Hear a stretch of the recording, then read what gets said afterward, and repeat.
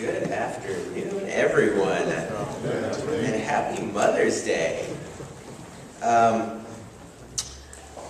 Just thank you to all the mothers in this audience. For me, thank you so much for who you are and just all the work that you do that is never seen and never fully appreciated by me, by children, by everyone in this room. We've all had a mother in some capacity, whether it be a biological, a spiritual, even a stepmother, anything. We've all in some manner had a mother. And as we saw today, just how important mothers are. And thank you for everyone who gave your devotionals today, because not often enough do we focus on the mothers in the Bible.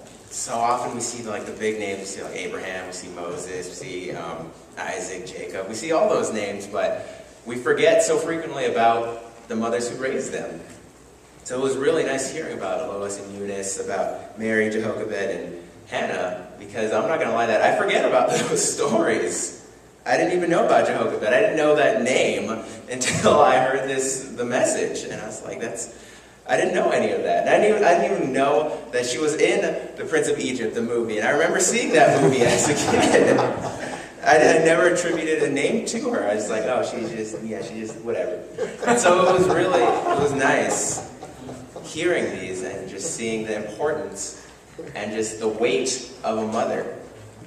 And so, as I said, I think mothers are probably the most, that job, because it's a full-time job, it's a career, that it is the most thankless career in history. Because when we look back in history, what do we see? We see men. We see their path of glory, of blood and thunder. We see all these riches, these wealth. We just see men.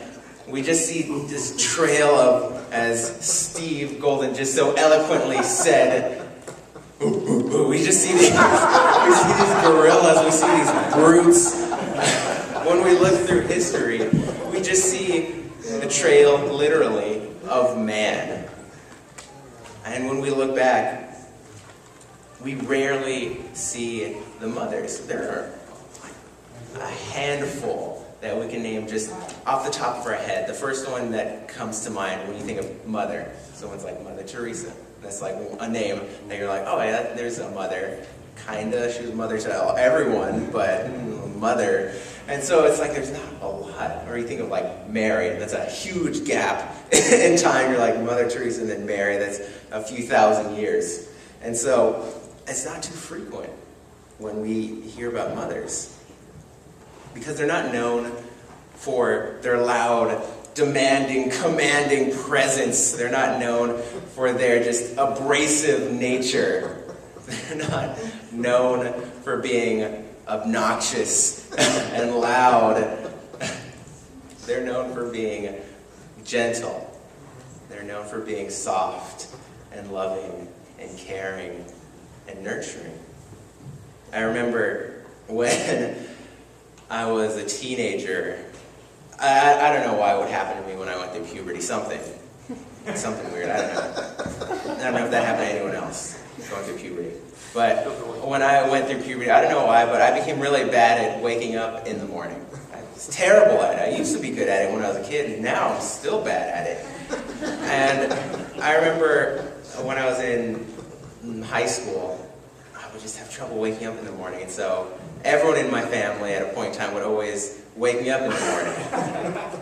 And so I remember, the ones who would probably, actually not even diminishing it, the ones who would do it the most annoyingly were the men in my family.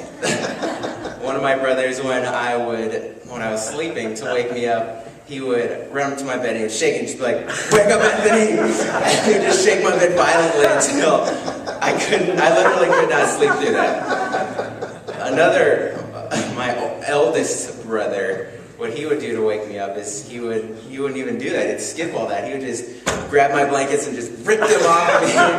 And then I would have nothing. I would kind of hide into my shirt to stay warm, but that didn't last long. And so I couldn't sleep. And so that's how he woke me up. And my dad, he wasn't as bad as them, but what he would do is is he would come into my room and he would start flicking the lights on and off. And he'd knock on my door and he's like, Anthony, time to wake up. And he would just do that really loud. And I was like, oh, this is the worst way to start my day. This is so loud. But then my mom was the exact opposite. She was so gentle. For some reason, when I slept, I'd have, even now I still kind of do it, all my body would be covered, minus like my nose to breathe. And like a foot. One of my feet would just stick out when I would sleep. To keep my entire body cool, because that's all I need I just need one foot too. And so I would stick one foot out just when I slept, and when I'd wake up in the morning, she would come by, and she wouldn't bang on my door, flick my lights, or shake my bed, or rip off my sheets. No, she would come up and she would tickle my foot. And then instinctively, I would just shoot my foot back into my covers.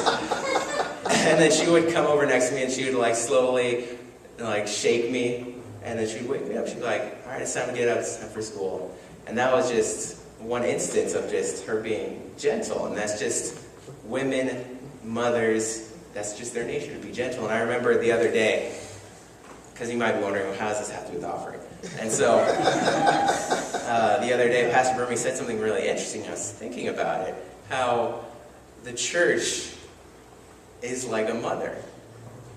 And then I was expounding on that thought, and I was thinking how more recently the church is like a mother. Because once upon a time when we look back, especially when we look back at WCG specifically, we look at it as just, we as a church were so father-like, we're so commanding. You have to follow these 10 commandments or you're going to hell. Pretty much, that was it. And you have to follow all these laws, and you have to just do this, you have to do that, and it was so rigid and just tough.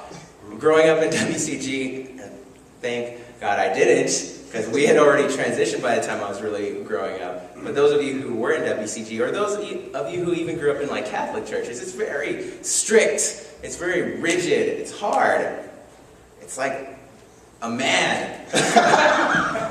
But as we go on, as it's happening slowly in churches in general, as we understand grace more, it becomes more like a mother. It becomes much more caring, much more tender, much more gentle.